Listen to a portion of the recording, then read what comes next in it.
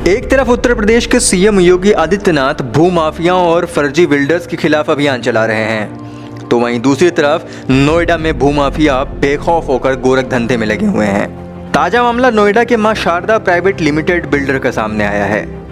मां Sharda private limited के honour Rajneesh Sharma का कहना है कि नोएडा में डूब क्षेत्र की जमीन हो या ग्राम समाज की जमीन हो, वो कैसी भी जमीन हो, वो उस जमीन को किसान से एक्वायर करते हैं।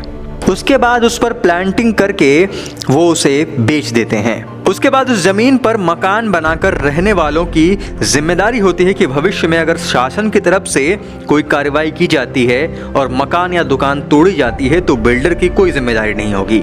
अब ये बात शासन को ही सोचना होगा कि अपने जीवन भर की गाढ़ी कमाई लगाकर कंज्यूमर मकान लेता है और भूमाफियाओं का शिकार बन जाता है। इसकी भरपाई गरीब आदमी को करना पड़ता है। ऐसे भूमाफियाओं पर कार्रवाई क्यों नहीं की जाती? जो प्लॉटिंग लोग कर रहे हैं उसमें हम लोग बेचते हैं। जैसे हमारा दादरी में है, वहाँ पे कोई दिक्कत नहीं है, वहाँ पे 143 कन्वर्ट होकर के बिकता है। जो गांव की ज़मीन बची हुई है, जो अथॉरिटी ने नहीं लिया, आबादी लैंड, वो हम लोग बेचते हैं। जहाँ जहाँ भी लोगों का डिमांड आया, अथॉरिटी में भी बेचता हूँ। जैसे नोएडा अथॉरिटी की है, किसी का 1 करोड़ का बजट है, वो फ्लैट मांगता है, कोई 50 लाख का बजट है, वो जिस तरीके का मिल गया उस तरीके का बेचते हैं। पता लगा कुछ प्लॉट आपने डूब क्षेत्र में भी प्लॉटिंग की है सेक्टर 144 में। उस प्लॉटिंग के बारे में किस हिसाब से आपने प्लॉटिंग की और वो किसकी ज़मीन थी, आपने किससे लैंड लिया था? जैसे हम किसान से लेते नहीं हैं, जो लोग प्लॉटिंग करते हैं उसमें अपना पट्टी ले लिया और उसको अपना बेचता हूँ। हाँ भाई, 200 गज 500 गज जिसका जहाँ जहाँ डिमांड हुआ। छजारसी में कोई मंगा तो छजारसी में भी देते हैं। छजारसी में भी डूब क्षेत्र है, चोटपुर है, बहलोलपुर है, तो इन सब जगहों में जिसका जैसा पार्टी का डिमांड रहा वैसे जगह में बात कर लिया। उस एरिया में जो भी डीलर है, जो भी कॉलोनाइजर है, उनसे बात करके हम अपना पार्टी को दिखाए, एक रेट तय कर लेता हूँ कि हाँ जी कैसे दोगे आप, जैसा बताया। मान लेके बताया कि हाँ भाई 8,000 रुपये, तो मैं 8,500 रुपये पार्टी को बेच दिया, या फिर 2% उससे कमीशन ले लिया।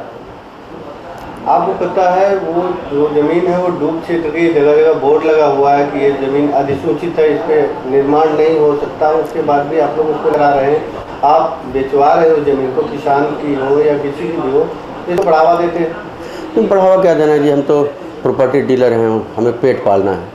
अब कहाँ क्या है उससे कुछ, अगर ऐसा दिक्कत है तो मकानें बड़ी बड़ी इमारतें खड़ी हैं, वहाँ बड़ी इमारतें। बट जो कंज्यूमर है वो सिर्फ आपके फेस वैल्यू पे मकान लेता है, ना कि वहाँ पे वो उसको जो ऑनर है उस ज़मीन का उसको जानता है। जबकि वो ज़मीन अधिसूचित है, सिंचाई विभाग की ज़मीन है, जगह जगह बोर्ड भी लगाया गया सरकार की तरफ से। नहीं, सिंचाई आप लोग पब्लिक को गुमराह करते हैं। आप एक चीज़ बताइए, अगर सिंचाई विभाग की ज़मीन, तो सिंचाई विभाग लिखा नहीं रहेगा उसके फर्ज पे कि हाँ भाई सिंचाई विभाग की है।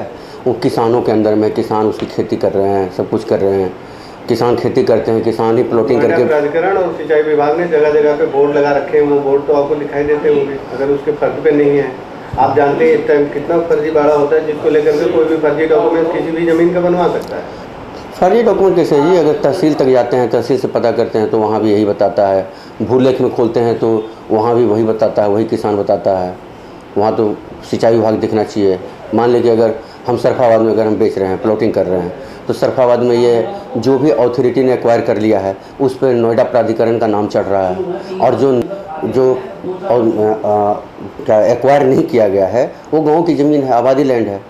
कुछ दिन बाद अगर ये ज़मीन पे जो निर्माण किया है आप लोगों ने, ये टूट जाता है तो इसका जिम्मेदार कौन होगा? गरीब आदमी का पैसा मारा जाएगा, उस पैसे की भरपाई कहाँ से होगी? देखिए, लेने वाले को भी बता के दिया जाता है, भैया ये गांव की आबादी लैंड है, ठीक है, ये ऐसी लैंड है, जैसा जो होता है नेचर उसको बताते हैं, वो भी जानता है, हम भी।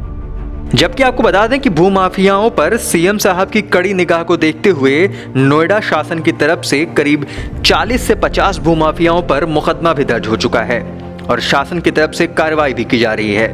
वहीं रजनीश शर्मा ने अपनी कंपनी का नाम बदलकर मगध रियल एस्टेट हटाकर मां शारदा प्राइवेट लिमिटेड कर दिया है, जिससे शासन की निगाह इन पर ना पड़े और ये उसकी आड़ में कंज्यूमर को बेवकूफ बनाते रहें, साथ ही डूब क्षेत्र की जमीन और ग्राम समाज की जमीन बेचते रहें। नोएडा से नेट्रिक न्यूज की रिपोर्ट।